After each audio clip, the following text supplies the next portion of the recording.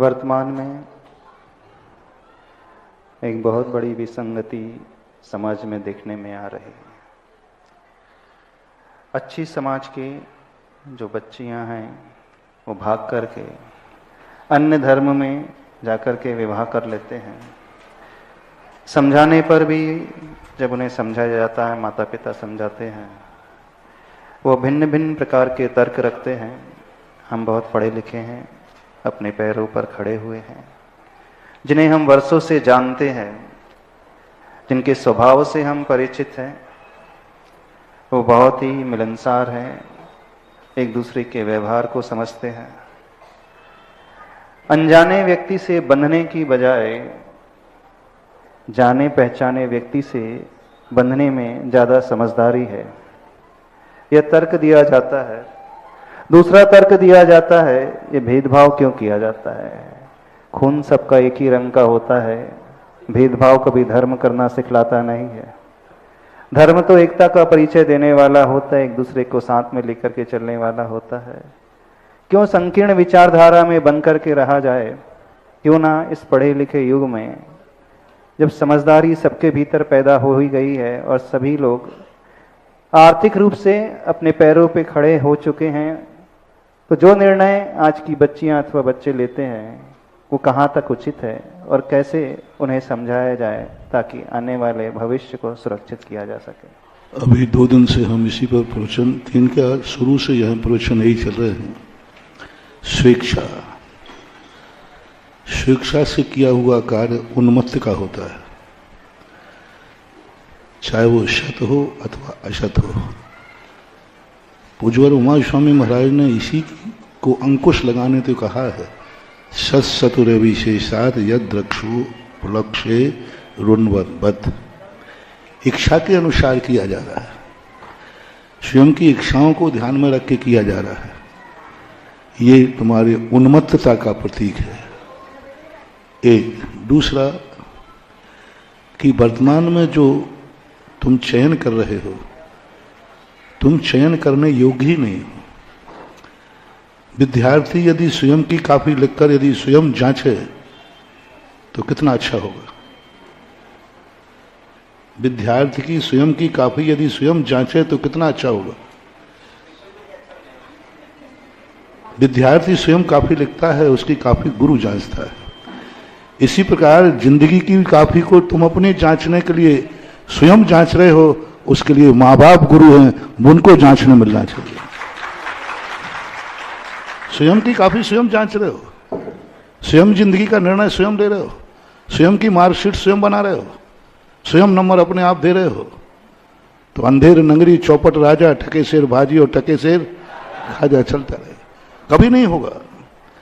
और जब कोई व्यक्ति, 2 जवान व्यक्ति अपना साथी चुनते हैं तो माँ जिस्म का लिहाजा रखते हैं, ब्यूटी, सुंदरता, चमड़ी को देखेंगे, शरीर की आकृति को देखेंगे।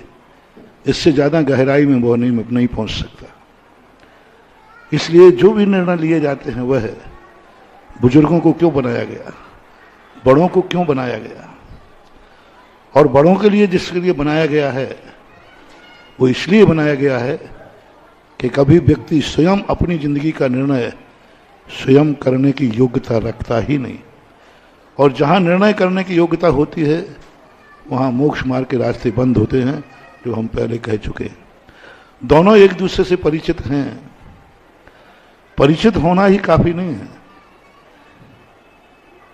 जिस व्यक्ति ने तुम्हारे लिए परिचय 1 साल में आया, 2 साल में आया, उससे तुम्हें लव हुआ, प्रेम हुआ, लेकिन तुम्हारी मां को तो तुमसे 25 वर्ष का प्रेम है, उस छोरी से तो अभी साल भर से हुआ है। तो 25 साल के प्रेम को तुमने आंसू में बहा दिया 1 साल के प्रेम के चयन के।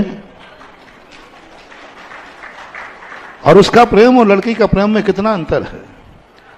माँ बाप का जो प्रेम था, माँ बाप की जो खुशी थी, उसने तुम्हारे साथ कितनी मेहनत की, 9 माह घरों में पाला, तुम्हारी गंदगी साफ होके मैत्रानी बनी, तुम्हारे कपड़े धोने के लिए धोबन बनी, तुम्हें रोटी बनाने के लिए रसोईयन बनी। 25 साल तक उसने तुम्हारे प्रति जो प्रेम किया है, आज कोई पत्नी इतना प्रेम नहीं कर सकती। कितनी बड़ी पत्नी क्यों ना हो, आखिर उसको एक ना एक दिन झुंझलाहट लेकिन माँ में कभी झुंझलाहट नहीं आई, उसका प्रेम। तो उसको लिए तुमने 25 साल के प्रेम को आंसू में बदल दिया।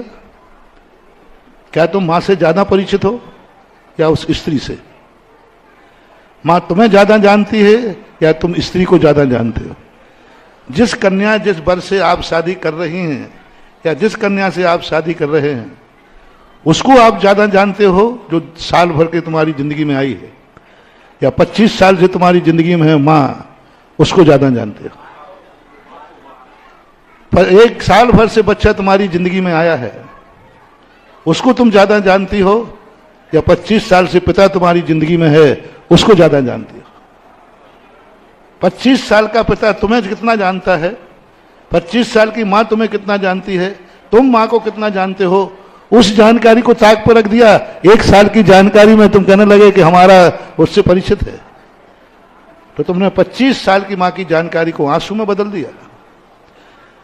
25 साल की मां ने जब ये शब्द सुना कि तुम एक विजाति विधर्मी शादी कर रहे हो, मां बेटे के लिए, पिता बेटे के लिए, खुशियों के लिए जिंदगी भर दुखी रह जाता है, जिंदगी भर दुख उठा सकता है। मां बेटे और बिटिया की खुशी के लिए।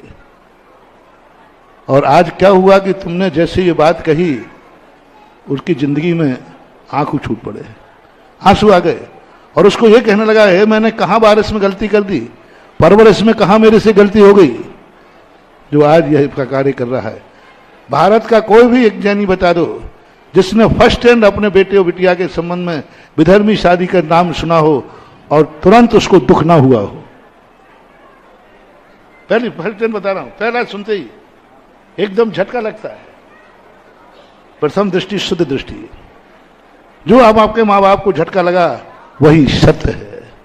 दूसरी बात, संस्कारों की जब बात आती है, एक बार हम शौच के लिए जा रहे थे, एक झाड़ू साफ करने वाले लोग थे, वो एक दिन बोले महाराज जी क्या मैं आपके पैर छू सकता हूं? मैंने कि आप कहीं सफाई करके आदि तो नहीं आए? बोले नहीं, आज मैं नहा के आया हूं आपके पैर छूने के लिए।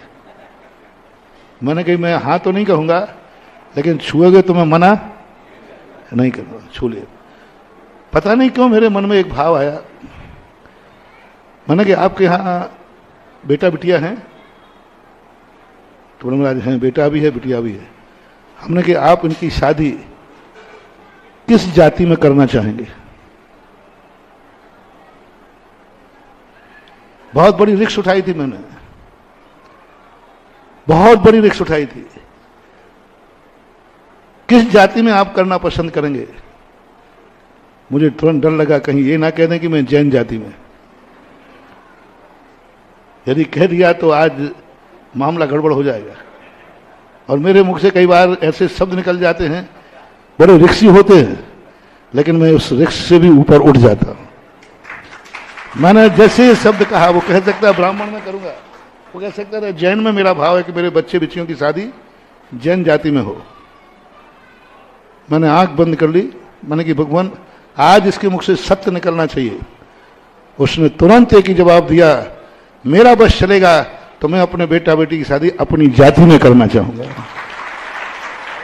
मैं स्तब्ध रह गया, मैं स्तब्ध रह गया। मैंने कि आज इसको किमिक वरदान मिल रहा था, आज कहता महाराज जी आशीर्वाद दो मेरा बेटा बेटिया जैन जाति में जाए, कह सकता था? नहीं, मैं अपनी जाति में करना चाहूंगा। मैंने क्या बात करते हो, आपकी जाति के कार्य देखो क्या है, आप गरीब हैं, आप हरिजन में आते हैं और आप ऐसा भाव। बोले महाराज जी यदि मैं बेटा बिटिया का सही बाप हूं तो मैं अपनी जाति में ही करना चाहूंगा और मेरा बेटे बिटिया सही हैं। मैंने क्यों? बोले मेरे बेटा यदि बहू दूसरी ऊंची जात की लाया तो वो हमारी जात का काम नहीं करेगी, और मेरी बिटिया ऊंच जात में गई तो कुछ भी गड़बड़ करेगी, वो सास है तो आखिर। इसलिए हमेशा एक ही बात को हमारे आचार्य मिश्र हमेशा कहते हैं, वो कहते हैं ना, साधु मिले तो संगति कीजिए, वित्त मिले तो चेला, वित्त मिले तो आचार विचार, आचार विचार एक मिले, चित्त मिले तो चेला कीजिए। चित्त मिले तो चेला कीजिए, वित्त मिले तो मेला, साधु मिले तो संगत कीजिए, नहीं तो रहे अकेला। और इसीलिए आपके संबंध में क्या कहा? समधि। एक समधि शब्द चलता है। समधि का अर्थ क्या है? दोनों कुलों के ज्ञान, आचार और विचार एक हों, उसको समधि बनाना चाहिए। तीसरी बात, जब उन्होंने ये कही, हर जाति का व्यक्ति, संसार का कोई भी जाति का माँ बाप है, फर्स्ट एंड फर्स्ट अपने बेटा बेटिया को अपनी जाति का व्यक्ति चुनने का प्रयास भाव करता है। यही सत्य अंतर का है। चौथा पॉइंट है कि जिसमें हम धर्म को, तुम्हारे माँ बाप ने किस देवता की साक्षी में तुम्हें 9 महीने मंद गर्भ में पाला है, तुम्हारे सुख के लिए किस देवता के सामने नमस्कार किया है, तुम्हारे ऊपर जिंदगी में सब सुख दुख आए हैं, उसने किस देवता का आशीर्वाद लिया, किस गुरु की शरण में गई वो। तुमने 25 साल में कितने बार उन माँ बापों को, भगवान को याद करना पड़ा होगा तुम्हारे लिए। तुम्हारे लिए जब तुम्हारा जन्म हो रहा होगा उस समय याद किया होगा, हे भगवान डिलीवरी सकुशल। 9 महीने जब घर में रहोगे, कितने बार माँ बाप ने भगवान से याचना की होगी, बेटा बिटिया सकुशल रहे। 25 साल में कितने मौके पड़े जब तुम पढ़ाई को गए, तुम स्कूल को गए, तब उन्होंने किस देवता को याद करके तुम्हारा संरक्षण किया। बस जिस देवता का संरक्षण करके तुम्हें पाला है, संबंध उससे बनाओ, कहीं माँ बाप का वो देवता ना छूट जाए, तुम्हारी जिंदगी से वो देवता ना छूट जाए। जिस देव साथ गुरु की शरण लेकर के तुमने 25 साल व्यतीत किए हैं, और तुम ऐसा संबंध जोड़ने वाले हो कि उस संबंध के बाद तुम्हारा देव छूटेगा, साथ छूटेगा, गुरु छूटेगा, और ये 3 चीजों का बलिदान करके अपना चयन करते हो, तो इससे बड़ा मूर्ख दुनिया में कोई हो नहीं सकता। ये लास्ट का पॉइंट है। यदि थोड़ा सा भी धर्म है। एक बार एक व्यक्ति ने पूछा, आपने कह दिया कि महाराज जी लव मैरिज के संबंध में आपके क्या विचार है? तो मैंने कहा भैया मेरा मैरिज के संबंध में विचार नहीं है, लव की बहुत बात है। नहीं, आपका विचार सुनना चाहता हूं। सुना है कि आप हर चीज का जवाब देते हैं, मेरा जवाब दो, लव मैरिज के संबंध में आपके क्या विचार है? अब मैंने कहा कि यदि मना करता हूं तो ये कहेगा महाराज पुराने जमाने के। तो मैंने कहा लव मैरिज के मैं समर्थन करता हूं। बोले बस महाराज जी मेरे पापा आपको बहुत मानते हैं, मैं लव मैरिज करना चाहता हूं, और पापा विरोध करते हुए कहते महाराज जी कह देंगे तो कर लेना, महाराज जी कह रहे गुरु कह देंगे तो मैं मना नहीं करूंगा। बोले महाराज जी बहुत अच्छा किया, आपने हाँ कह दिया और मेरा काम बन जाएगा। फिर मैंने उससे कहा कि बन जाएगा कोई बात नहीं, जब मैं तेरा इतना बड़ा कार्य कर रहा हूं, मेरे कहने पर तेरा बाप मान जाएगा, तेरे जिंदगी का साथी मिल जाएगा, मुझे क्या मिलेगा? तुझे तेरी साथी मिलेगा, माँ बाप को मुझे क्या मिलेगा? बोले महाराज जी मैं आपसे बहुत खुश हूं, आप मांग लो क्या मांगना है, आप जो कहोगे करूंगा। मैंने कि बस एक ही करना, तुम जब मेरे से तेरे बाप मेरे बात मान रहे हैं, बस साथी उसको लाना कि तुम दोनों मिलकर के मेरी अंजलि में ग्रास रखने लायक बने रहना, बस इतना सा साथी देना। करो लो मेरे, कम से कम इतना तो ध्यान रखो कि हम दोनों मिलकर गुरु की अंजलि में हार देंगे, हम दोनों मिलकर कभी इंद्र रानी बन जाएंगे, और कभी अंत में भाव हुआ तो हम कभी दीक्षा लेकर आत्मा का कल्याण। इतना तो लव होना चाहिए। लव में इतने अंधे मत हो जाओ कि गुरु छूट जाए, गुरु का संस्कार छूट जाए। कर्म ने तुम्हें किस कुल में पैदा हुआ है?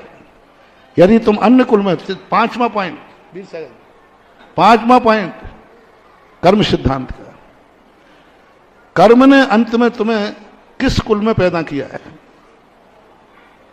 यदि कर्म ने तुम्हें मुसलमान कुल में पैदा करना था तो वहां करता, ईसाई में करना था ईसाई में करता, XYZ। तुम्हें कर्म ने जैन कुल में पैदा किया है, और कर्म ने जब जैन कुल में पैदा किया है तो कर्म ने यह बांध दिया है तुम्हारी जिंदगी जैन कुल में चलेगी, तुम्हारी सारी जिंदगी जैन के अनुसार होगी। और तुमने उस कर्म सिद्धांत को पलट करके, यदि कर्म को पसंद होता तो आपको जैन नहीं बनाता, उसी जाति का बनाता।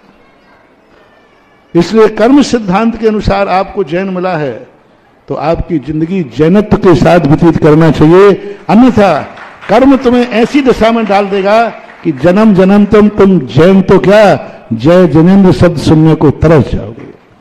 क्योंकि कर्म सिद्धांत अपने आप में एक सर्व सिद्धांत है, कुलाचार का सिद्धांत है। इसलिए आज की जो आधुनिक परंपरा है और जो परिषद वाली बात चलती है, 90% लव मैरिज तकरार में बदलती है। ये जो पिक्चरों में दिखाते हैं, पेपरों में दिखाते हैं, वो सब 10% है, सब कुछ नहीं। 90% जो लव मैरिजें हैं अंत में कहीं ना कहीं तकरार में, क्योंकि वो दो दोस्तों से शुरू होती है और दोस्तों में मर्यादा नहीं होती, तू तड़ाक होता है, तू ऐसा है, तू ऐसा है, तू ऐसी है। और पति पत्नी में ऐसा होता है कि जिंदगी भर वो नाम भी नहीं लेती है, आप कहती है। जितनी भी मैरिज लव मैरिज होती है मित्रों में होती है, मित्रता से शुरू होती है, दोनों लाइफ मित्र थे और बाद में लाइफ पार्टनर बन गए। और मित्रता जब संबंध में बदलेगी तो संबंध में तकरार आएगी, क्योंकि संबंध मित्रता की कारण नहीं चलता, संबंध में छोटा बड़ा होता है। संबंध में एक छोटा और बड़ा होता है, एक के अधिकार कर्तव्यों में अंतर होता है संबंधों में, लेकिन मित्रता में दोनों के बराबर संबंध होते हैं। और जब दोनों के बराबर संबंध होंगे तो टकराहट स्वयं ही होगी। और दोनों नौकरी पेशा वाले हैं तो शाम को आके दोनों कहेंगे हम भी कमाते हैं, और अंत में जाकर के दोनों के बीच में जो तीसरा होगा वो तो किसी ना किसी ना माँ बाप का रहेगा, वो तो नौकर के हाथ का खाएगा, और अंत में जाकर के वो तुम्हारे लिए भी कोई काम आने वाले नहीं। जितने दो सर्विस करने वालों के बच्चे कभी माँ बाप के काम नहीं आते, क्योंकि माँ बाप उनके काम नहीं आए, क्योंकि दोनों नौकरी पे थे, बच्चों को कोई प्यार मिला ही नहीं। तो इतने सारी हानियां हैं लव मैरिज से, बहुत ज्यादा। फिर भी लव मैरिज में इतना विवेक होना चाहिए, कुल बराबरी का हो, जाति बराबरी का हो, और दोनों कुलों के देव शास्त्र गुरु एक हो, कि कभी दोनों मिलकर के कोई बात कहेंगे तो दोनों का गुरु एक है, दोनों का मंत्र एक है। जिससे तुम्हारे माँ बाप ने जन्म के समय, जन्म के पहले पढ़ करके तुम्हें 25 साल बड़ा किया है। ये कुछ टिप्स आए हैं, बाकी और भी हम इस संबंध में कहीं प्रवचन थोड़ी दे रहा हूँ, जिज्ञासा समाधान है। यही तर्क दिया जाता है कि पुराण ग्रंथों में आता है कि वो आपके धर्म का हो जाता है, वो सामने वाला वचन देता है मैं आपके धर्म को स्वीकार हो तो जाए पहले, होता नहीं है ना, होता नहीं है। 90% वो होता नहीं है, वो उसी में हो जाता है, उसी में खो जाता है, कोई परिवर्तन नहीं करते। ये भी कराना हमारे पास है। एक बार दोनों पति पत्नियों ने हो रहा था, बोले महाराज जैन धर्म बहुत अच्छा है। एक बच्ची थी, जैन धर्म बहुत अच्छा है महाराज, मैं जैन बनना चाहती हूँ, इसलिए मैं जैन में शादी कर रही हूँ। जैन मंदिर बहुत अच्छा लग रहा है महाराज, अच्छे लगते, क्रियाएं चले। मैंने कहा अच्छा, हाँ महाराज जी, बस आपकी सहमति चाहिए है तो बस कार्य हो जाएगा। क्योंकि जिससे हम शादी कर रहे हैं उसके पिताजी आपके बहुत परम भक्त हैं, और हमें जैन धर्म, हम जैन बनना चाहते हैं, इसलिए हम जैन में शादी कर रहे हैं। मैं समझ गया कि ये आज के छोरे बहुत खतरनाक होते हैं।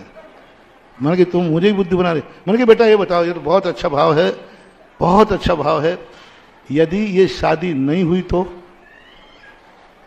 फिर भी जैन धर्म अच्छा लगेगा, फिर भी जैन धर्म को स्वीकार करोगे? तो बोल महाराज क्यों करूंगी? तो मैंने कहा ये जैन धर्म लैला मजनू का नहीं है, जैन धर्म आत्मा की पर्याय है। नहीं हुआ तो जैन धर्म स्वीकार करूंगी, जैन धर्म में स्वीकार करूं, क्योंकि अच्छा लगता है। संबंध होवे या ना होवे, पहले जैन बनो, फिर जैन से शादी करो, तो फिर ये जैन का परिवर्तन कहलाएगा। शादी करने के लिए जैन मत बनो, जैन बन करके जैन से शादी करो। पहले कोई संबंध नहीं, कुछ नहीं, पहले जैन बनो कि मैं जैन धर्म को स्वीकार करता हूं, करती हूं, और फिर आपका जैन में संबंध होता है तो ठीक है। मां शादी करने के लिए जैन बनना ये लैला मजनुओं का धर्म मत समझो, और समझते हो तो एक दिन ये धर्म ही खत्म हो जाएगा। जितने लोग हुए सब कन्वर्ट होकर के चले गए।